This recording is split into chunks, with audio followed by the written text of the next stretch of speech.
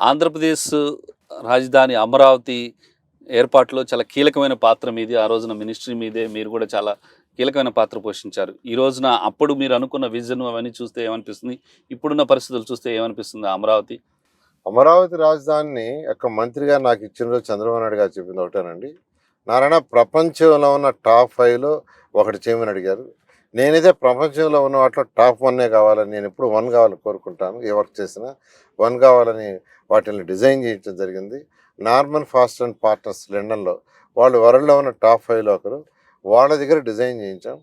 బ్రహ్మాండంగా 48,000 కోట్ల రూపాయలకి టెండర్స్ కూడా ఇవ్వడం జరిగింది. యెస్.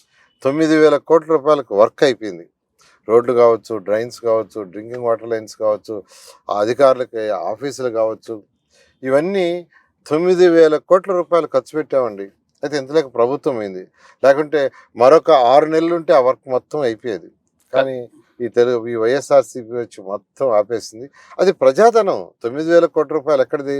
ప్రజలు ట్యాక్సులు కడితే ఖజానాకు వచ్చింది. దాంట్లో కట్టాం. ప్రజాధనాన్ని వృధా చేయటం నాయకుల లక్షణం కాదు. కానీ జగన్మోహన్ రెడ్డి గారు ఒక కక్ష 3 రాజధానులని 3 ముక్కలు ఆటాడి ఆ రాజధాని నాశనం చేయడం జరిగింది. కానీ రాజధాని విషయంలో మీ మీద చాలా ఎలిగేషన్స్ చేశారు. ఏమనిపించింది? ఇంత కష్టపడి ఇన్ని దేశాలు తిరిగి ఇంత హార్డ్ వర్క్ చేస్తే చివరికి ఇన్ని ఆరోపణలు మూట కట్టుకోవాలనిపించిందా? అంటే ఈ వైఎస్ఆర్సీపీ ప్రభుత్వం ఏంటంటే నారా చంద్రబాబు నాయుడుకి ఎవరైతే దగ్గరుండారో ఆయన కూడా వాళ్ళందరినీ విడగొట్టాలా, దూరంగా చేయాలని ఆయన ఉద్దేశం అండి. దాంతో వీళ్ళు అరాచకాలు సృష్టించి ఇబ్బందులు పెట్టి చాలా మందిని అయితే లొంగ తీసుకున్నారు.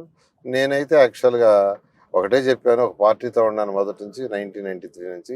ఒక పార్టీ ఒక పద్ధతి ప్రకారం పోయేవాడిని. నేనేదో డబ్బులు సంపాదించుకోవాలనేది అయితే రాలేదు.